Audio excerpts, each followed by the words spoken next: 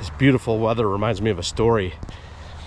My father bought me an elk hunt as a wedding gift a few months before I got married. I think it was in October, to Colorado, and we hunted on the Great Divide. It was pretty amazing. We had a guide. We actually stayed at the guide's place, at their cabin, and then the next day we actually packed out on horses and we rode an entire day to the camp. Now, they had gone in there earlier the previous week and set up camp for us, so we didn't have to set up camp. It's just these big canvas tents with wood burning stoves as heat. I was totally in my element. I've always wanted to be a cowboy. It was awesome.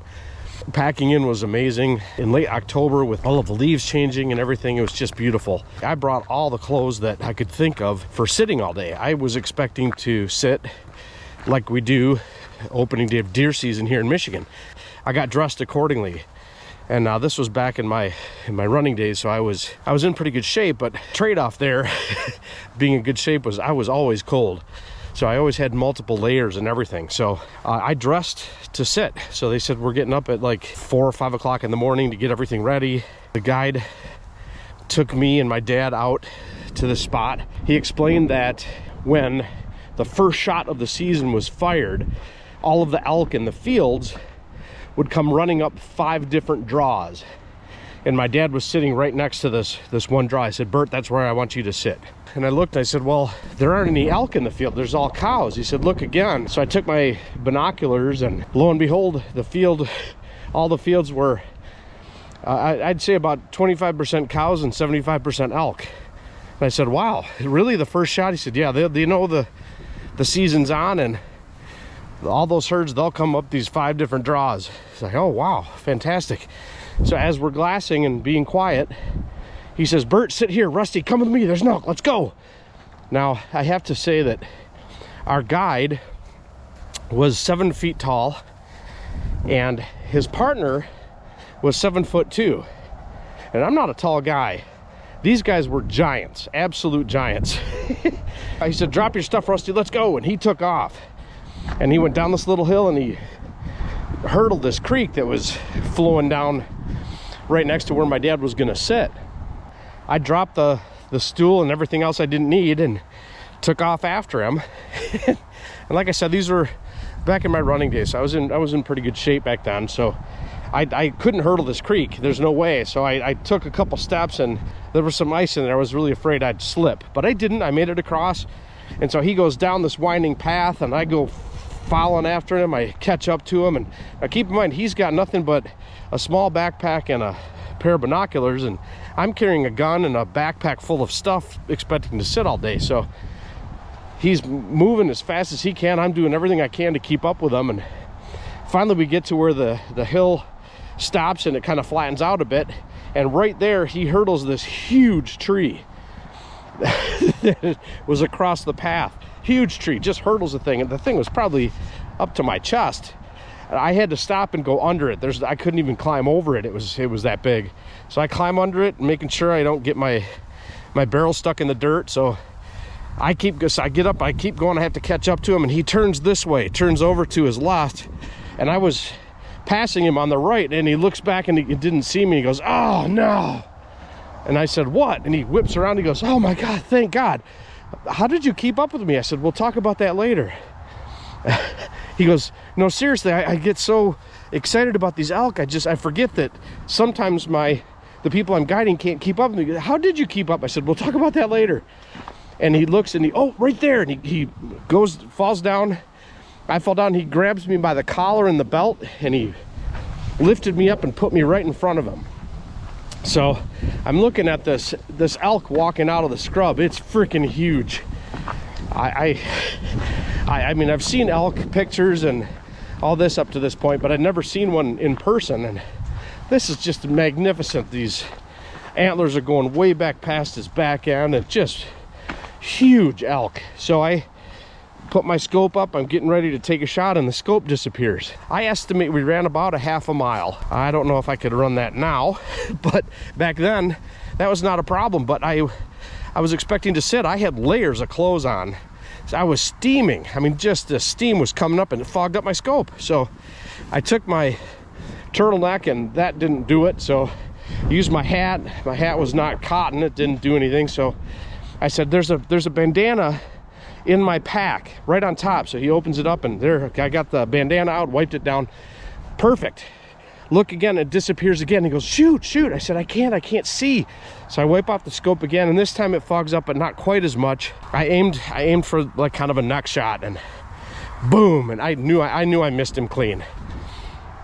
So guide says, hey, what, did you hit him? I said, no, I didn't. So I automatically rack in another shell. I said, I know I missed him clean. And he goes, don't shoot. So out comes the 3 spike horns followed by a cow. And you couldn't shoot spike horns. They had to have a brow tine on them. So he said, there we go. This 3x4 jumps out and bam, I put him right down. I was actually really proud of that shot. Now, like I said, I'd seen pictures of elk. I've never been up close to one before.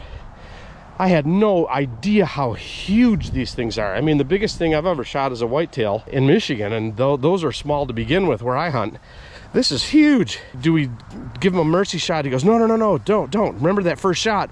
So we kind of sit tight and we watch all these elk flying up these draws. I pulled out my knife and everything, and he says, what are you doing? I said, well, I'm gonna dress it out. He goes, so that's what your dad pays me for? I said, well, back where I come from, you shoot an animal, you dress it out. I start rolling up my sleeves. He said, all right, just give me some pointers. I've never dressed one out this big. So we go to that and we get finished. I'm really hot now. Steam coming off everywhere, and I look up and my dad waves at us. This all happened about a 1/4 mile from my dad. We had run a 1/2 mile, but we went out and back on this trail, and I was looking straight up at him. He said later that it was pretty cool watching that whole thing transpire. So we packed that elk out all the way up to camp. After we did that, it starts getting dusk, and my dad was gonna sit till dark. And so we're waiting around for dinner, and dinner came, and they said, hey, is it typical for your dad to stay out past dark? And I said, yeah, it actually is. He does usually hunt till dark, and then he'll walk back. And this was probably maybe a 10-minute walk right down the trail. It wasn't that far. And he said, okay, we'll wait another 1/2 hour. And then, do you guys have some kind of signal? And I said, yeah, we will shoot 3 times. That's a signal of emergency or something. Just bang, bang, bang. And he said, all right, in a 1/2 hour, I may ask you to get your rifle, because we're a little worried about him. So a 1/2 hour goes by. So we get out a little past the camp, and he says, okay, shoot into the ground over here. It's safe. There's no camps over that way. Go ahead. So I shot on the ground, bang, bang, bang. And we hear way in the distance, I mean miles away,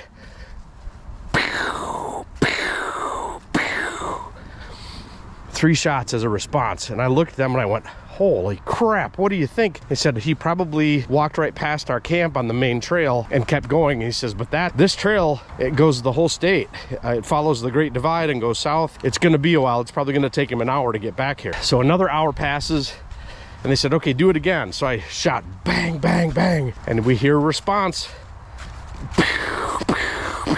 Still a long ways off, but a lot closer than it was before. We wait probably another hour. So it's getting late. I mean, it's probably 11 o'clock now. No, you know what? We're gonna have you shoot, and then we're gonna go out trying to find him. About that time, my dad comes walking in, just cussing like a sailor. Doggone son of a biscuit. He's just angry as all get out. I said, what happened? He goes, I walked past our camp trail. I walked right past it. He said, I thought I smelled horses, but I thought, no, that is farther up. So I just kept walking and walking, and pretty soon I think I missed the trail.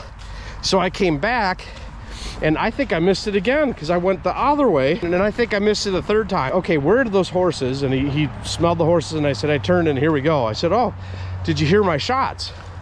Was that you responding? He said, no, I didn't hear any shots. Oh my gosh, so some other poor soul was shooting back in response. I hope he made it back to camp. Who knows? So that night my dad had a late dinner. The cook left some food for him and warmed it up, and my dad said, hey, nice elk. That was awesome. And he told me the story of seeing the whole thing happen. And he pulled out a bottle of rum. So we drank that bottle of rum that night. The next morning, we're up at 4 o'clock because they were going to take the guys who hadn't shot an elk. I was the only one who did, and they were going to take him and pack him up to some of the higher country. Just a little hungover because of the bottle that we drank and the altitude. And I asked the guys, hey, can I come with you? Just take a camera. And they said, yeah, you can do that. We'll saddle your horse and everything. My dad's horse didn't like him. He had swelled up his belly. The belly strap wasn't tight.